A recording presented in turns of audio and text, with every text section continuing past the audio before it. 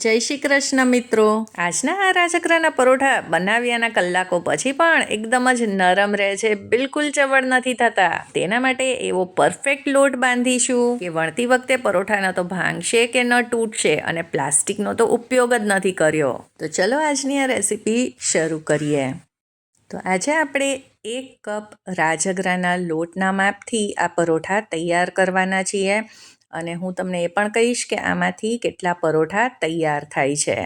તો આ રાજગરાનો લોટ તો કોઈ પણ કિરાણા સ્ટોરમાં આસાનીથી મળી જાય છે, અને આ રીતે આ થોડો કકરો હોય છે, એટલે આપણે આમાં બાઇન્ડિંગ માટે 1 મોટું બાફેલું બટેટું ઉમેરવાના છીએ। તો બટેટાને આપણે આ રીતે કોઈ પણ નાની મોટી સાઇઝની ખમણી હોય તમારા ઘરે, તેનાથી ખમણીને જ ઉમેરવાનું છે। તો આ તમારી પહેલી ટીપ છે।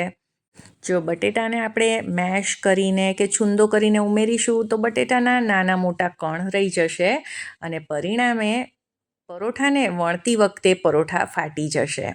એટલે આ રીતે તમારે બટેટાને ખમણીને જ ઉમેરવાનું છે।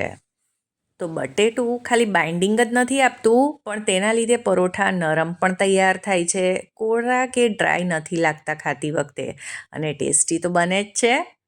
હવે આમાં સ્વાદ પ્રમાણે સિંધવ નમક ઉમેરી દઈશું, અડધી ચમચી આખું જીરું ઉમેર્યું છે, અને થોડાક લીલા ધાણા ઉમેર્યા છે। તો આજે પરોઠાનો હું ઉપયોગ શાક સાથે કરી રહી છું, એટલે આમાં મેં બીજા કોઈ પણ મસાલા નથી ઉમેર્યા। તમે આમાં આદુ મરચાંની પેસ્ટ પણ ઉમેરી શકો છો, અને જો વ્રતમાં હળદર કે લાલ મરચું પાવડર ખાતા હો તો તે પણ ઉમેરી શકો છો। હવે સૌથી પહેલાં આપણે આ બધી જ વસ્તુને મિક્સ કરીશું, એટલે બટેટા અને લોટ સરસ રીતે એકસાથે આવી જાય। હવે બટેટામાં પણ પાણીનો ભાગ છે, મોઇશ્ચર છે, એટલે બટેટાથી જ આ લોટ બંધાઈ જશે। જો તમને વચ્ચે જરૂર લાગે તો 1 ચમચી પાણી ઉમેરી શકો છો, પણ અત્યારે આમાં મારે પાણી ઉમેરવાની જરૂર નથી પડી। અને આ પરોઠામાં મોણ નાખવાની બિલકુલ જરૂર નથી, કેમ કે મોણ નાખીશું ને તો વણતી વખતે પરોઠા ફાટી જશે, તૂટી જશે। તો આ બધો જ લોટ આ રીતે જ્યારે ભેગો આવી જાય તો એક વખત આપણે હાથને આ રીતે સાફ કરી અને બધો જ લોટ હાથમાં ચોંટેલો હોય તે કાઢી લઈશું। ને વ્રતની થાળી અને વ્રત સ્પેશિયલ ઘણી બધી રેસિપીઝ છે મારી ચેનલ પર, તે પણ તમે જરૂરથી ચેક કરજો। અને તે સિવાય પણ રાતના જમવામાં આસાનીથી બની શકે તેવી ઘણી બધી રેસિપીઝ છે, એટલે મારી સાથે જોડાયેલા રહેજો। હવે આ પરોઠાનો લોટ તો તૈયાર થઈ ગયો છે, તો તમે જોઈ શકો છો કે આ એકદમ જે આપણે નોર્મલ પરોઠાનો લોટ બાંધીએ તેવો જ તૈયાર થયો છે। તો હવે આમાં આપણે અડધી કે 1 ચમચી જેટલું તેલ ઉમેરી દઈશું, અને એક વખત આ રીતે તેને ચીકવી લઈશું। હવે મોણ નાખવાના બદલે આ રીતે ઉપરથી થોડુંક તેલ ઉમેરવાથી જે આ લોટ છે એકદમ જ નરમ તૈયાર થશે, તેમાં બાઇન્ડિંગ આવશે। અને હવે આપણે આને ઢાંકીને 15 મિનિટ માટે મૂકી દઈએ રેસ્ટ આપવા। તો 15 મિનિટ થઈ ગઈ છે, તો લોટને એક વખત આ રીતે આપણે ચીકવીને એકદમ જ નરમ કરી લઈશું। અને હવે આ લોટમાંથી આપણે નાની સાઇઝના લુવા તૈયાર કરીશું।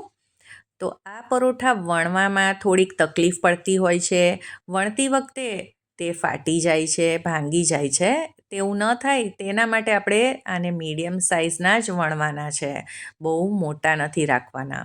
તો સૌથી પહેલાં આપણે આ બધા જ ગોયણા આ રીતે તૈયાર કરીને રાખી દઈશું। તો આજે આપણે આ વણતી વખતે ન તો પ્લાસ્ટિક શીટનો ઉપયોગ કરવાના છીએ, અને ન તો જે પૂરી બનાવવાનું મશીન આવે છે તેનો ઉપયોગ કરવાના છીએ, તો પણ આપણા પરોઠા એકદમ જ પરફેક્ટ તૈયાર થશે। તો આજના માપમાંથી 5 મીડિયમ સાઇઝના પરોઠા તૈયાર થવાના છે। હવે પાટલી અને વેલણને આપણે થોડુંક તેલથી ગ્રીસ કરી લઈશું। હવે એક લૂ લઈ લઈશું, અને તેને આપણે રાજગરાના કોરા લોટમાં આ રીતે થોડુંક કોટ કરીશું, અને હળવે હાથે આ રીતે વણીશું। એટલે આ રીતે વણતા જઈશું અને પરોઠાને આ રીતે ફેરવતા જઈશું। તો તમે જોઈ શકો છો કે આપણો લોટ કેટલો પરફેક્ટ છે, બિલકુલ ઢીલો પણ નથી અને નથી વધારે કઠણ। જો વધારે ઢીલો હશે તો તે ચોંટી જશે, અને જો વધારે કઠણ હશે તો આમાં એકદમ જ ક્રેક્સ આવવા લાગશે, અને જો કિનારીએથી આવી રીતે થોડુંક ફાટી જાય તો તેને આંગળીની મદદથી આ રીતે સરખી પણ આસાનીથી કરી શકો છો। તો હવે પરોઠું તો વણાઈ ગયું છે, તો આપણે તેને શેકી લઈએ. તો લોઢી સરસ ગરમ થઈ ગઈ છે, તો પરોઠાને શેકવા માટે મૂકી દઈશું.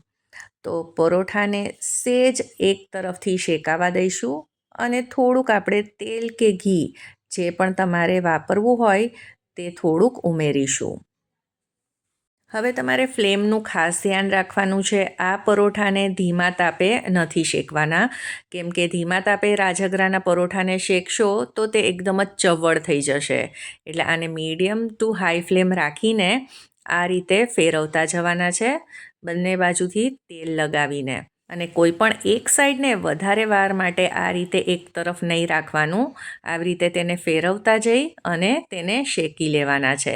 તો આવી નાની નાની બાબતોનું તમે ધ્યાન રાખશો તો પરોઠા ન તો ચવડ થશે અને બનશે એકદમ જ નરમ. તો આવી જ રીતે બધા પરોઠા તૈયાર કરી લઈશું. તો આજની આ રેસિપી જો તમને પસંદ આવી હોય તો તેને લાઈક અને શેર કરજો અને ચાર્મીસ ગુજરાતી રસોઈને સબસ્ક્રાઈબ કરી દેજો. સૌને જય શ્રી કૃષ્ણ.